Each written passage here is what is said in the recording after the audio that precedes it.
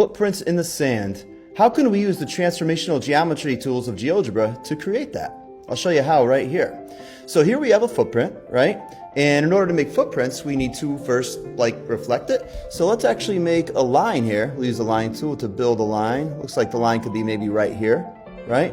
And we'll use the reflect about line tool to do this. So to use that tool, just click on what you want to reflect and click on the line. So there we go. Go back to the move arrow and you can now move this around. See what I mean? Now we have something like that, but this doesn't make sense because nobody just jumps and jumps and jumps, right? We're going to have to hide this, but we're going to have to move this up a little bit.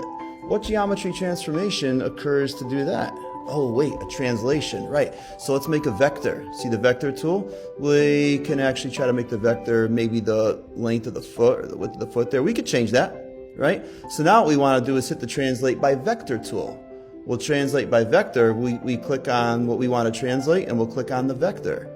There we go. Let's do it again. Let's actually click on this and click on that. We'll click on this, then click on that. In fact, we could do it to this as well, right?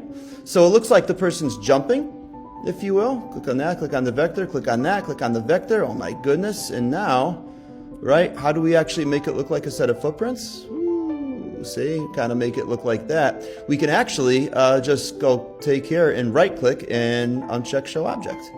So I'll show every other one. Uncheck, uncheck, and there you go. Here we have what we call in geometry a glide reflection, right? It's a composition of a reflection and a translation. So here's an activity you can use to give your students in order to have them work with these transformations conceptually while making something kind of cool and meaningful.